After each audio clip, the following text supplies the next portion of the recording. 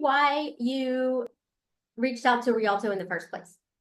Well, I know that Joe remembers this day, but I was listening. So I mentioned Flourish and Thrive.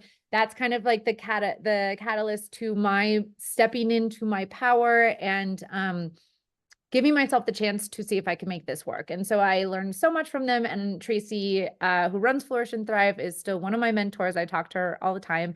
And I was listening to her podcast and you were on it and you were talking about Rialto. And we had actually, there's a lot of parts of our business of certain things that like we were hand making all of our hoops. We hand make all of our ear wires. There's certain things that like I'm very particular. And because of that, I want it to look a certain way or feel a certain way or whatever. So in that, we had reached out to somebody and was working with somebody because we were just at the point where like we did not have the time. Like you get to a certain point in business when you're making handmade jewelry, like you can only grow as much as you can make, right? And so then you start bringing people into your studio to help with, assembly, or you do this. But the thing is that we live in a small mountain town in Southern California, and there's a lot of skilled people, but all of those people are doing their own things, right?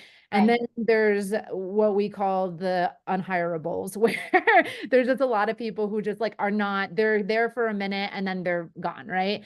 So Joe and I were talking about this, and like I said, we had reached out to one manufacturer that we've done some small stuff with just to help like make the process go faster, like things that did not require us to have to do it anymore.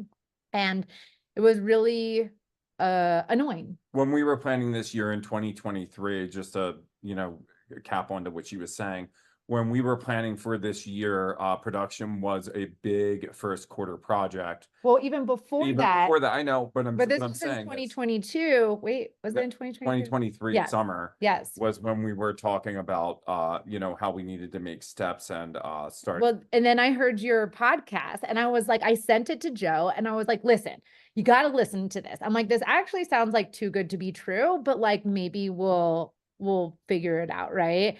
And because the issue for me with manufacturing and why I was prefacing this was saying that like we had contacted this other person was that every single deal we had, or not deal, but like every single order, every single item, which was only a couple items, we had to deal with him, who was essentially because he runs his own manufacturing. Then we'd have to negotiate this and do this. And it was just like a lot of work It's on a part-time job. Yeah, it was. And this was only a couple pieces that we had started with. So when I heard this podcast, I was like, this sounds like an amazing opportunity.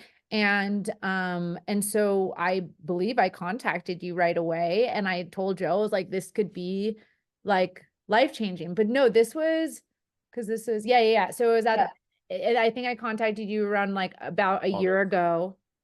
Yeah. So, and so that's why we contacted you, just because we were in a place where, like I said, Joe and I are working together to create a sustainable business for ourselves and a future.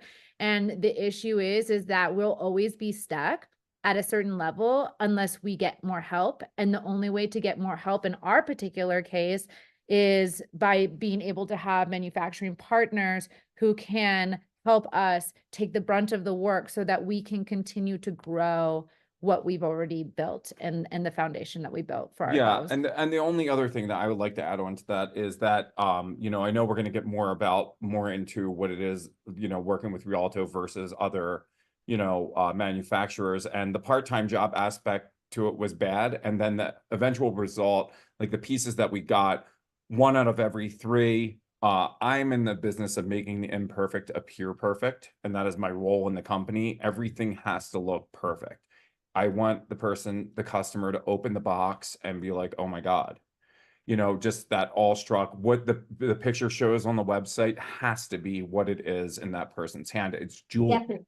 Yeah. Not, so anyway, so that being said, so 1 out of every 3, our experience with Rialto has been, we open up a package and look at pieces and they're perfect. Yeah. They're exactly the quality that we need. And that's, so just take it from us when we're talking about like comparisons in between, like sourcing your own manufacturing, jumping through all those hoops, adding another part-time job onto your business. Rialto is a much better option for Not to for jewelry mention brands. the time difference. So a lot of these manufacturers that people are going to be dealing with are based in India or China or wherever. And the thing is like they are on the other side of the world. They have different time zones. Like I know, like when we talk about this, but like our partner in India, like I have to, like, I go to sleep early and I wake up early and I'm Pacific time. So that's actually not very helpful because most of the time, like we're like opposite.